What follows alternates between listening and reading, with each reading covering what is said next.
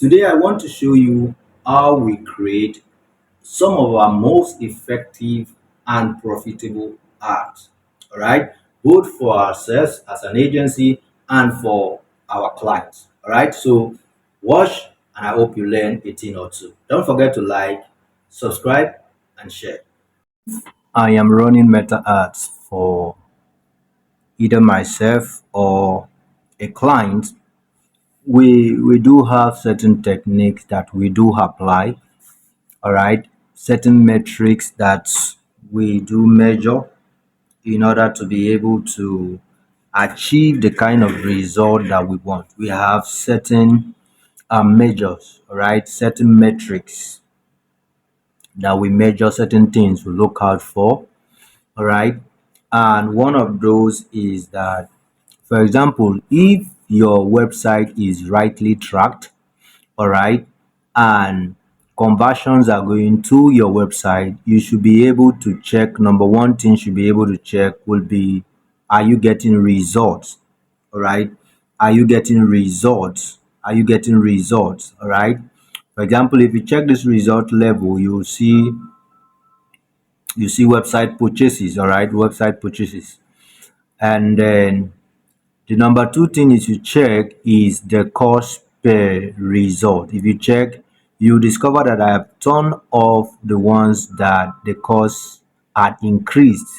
Probably most of these costs increase over time. All right, some of them just increase from day one, and then you try to adjust it.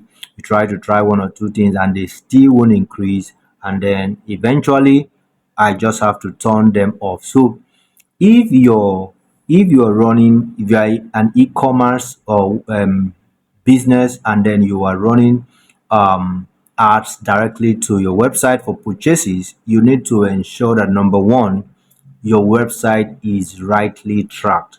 All right, when your website is rightly tracked and is firing and giving feedback to the Meta platform, then that is the number one step. The number two step is that you want to begin to check your result. All right, your result. From your result, you can tell, all right, how many website purchases, how many people send you a message from there, how many people add to cart, how many website checkout was initiated. All right, how many people landed, how many people view the content. All right, so you want to be able to check these things. You want to be able to check your result first of all. The number two thing you want to check is how much are they charging you for this result? How much are you being charged for this result? You can also check the number of impressions that you are having and how much they are charging you per impression. To do that, you come to this performance icon, and then you just go. I think you can go to performance and clicks. So when you get to performance and click, because of the fact that Meta charges you by impression eventually, you should be able to check how much are they charging you by impression. You can see here, for 1000 impressions, this is the cost per 1000 impression. This is what we've been charged for this. All right, this is what we've been charged for this, and this one is this. So you discover that impressions here was much. Did you discover this impression here was much? um and then the cost here was pretty low for 1000 impression. That's why, of course, we have plenty impression, but at the same time we spend much and we didn't really make the cost. I think the cost increased eventually. Let's see, we spent 70,000 naira here, and then let's see the number of results we got. We had, okay, 13 website purchase. Now, I think this increased over time, right? This particular campaign increased over time. So this was actually a good ad, all right? That was actually a good ad, just that the cost increased over time. So the cost impression was quite low. The cost per impression was quite low. Same thing here, same thing here. And you look at this, this was very much high. Yeah, this was high compared to others. This was high. The next thing you want to check, you want to also check the click-through rate of the advert, the click-through rate. All right, the click-through rate, very important. What is the percentage? You check this first one, 1.25, 1.33, 1.31. This was actually very good. I think this was a very good ad eventually, because the impression was very low, and then you can see that the click-through rate was 1.45. It seems to be the highest so far on this lane. All right, seems to be the highest on this lane. So I think this was a good ad.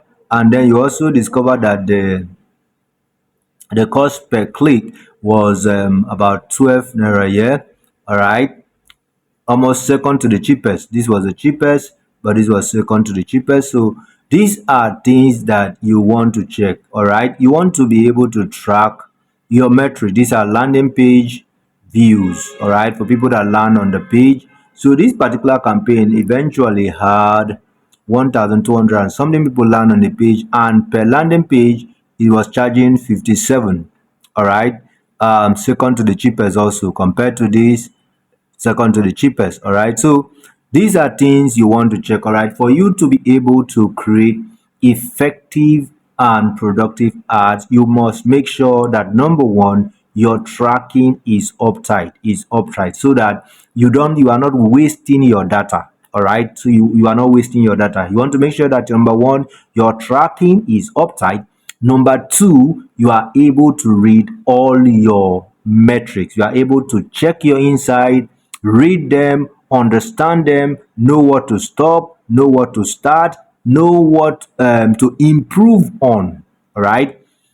So outside of being able to do your targeting, set up ads altogether, outside of your ability to be able to set up ads, all right, the number one most effective thing, which is altogether that is going to culminate in the effectiveness of your ad, in the productiveness of your ad, is your ability to be able to measure your insight. All right, you have to be able to measure your insight, right? And if you are sending traffic to your website, you cannot do that effectively if your pixels are not rightly tracked. So like I said, from number one, I said be able to install your pixel and ensure it is rightly tracked. And then number two, be able to measure your data, read your data, measure your insight, check it, see what you have to improve on, see what you have to totally discard, see what you have to allow. All right,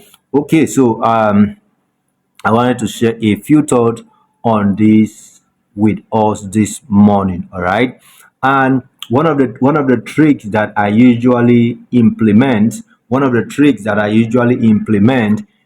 for myself and for businesses, all right, that we run ad for, is that I allow different creative to have to prove their worth. All right, so every creative has his own campaign, every creative has his own budget, every creative has his own campaign, they have their own budget. All right, so I don't mix creative up. I allow everyone creative to prove their worth, and then this allow me to be able to fish out the most performing creatives. All right, because when you put out when you cluster all the creative in one campaign, all right, let's say this is a campaign, all right, this is a campaign, and then under this campaign, on the art level, you pack plenty creative and put there. All right, so what will happen is that Meta will only come and favor just one creative.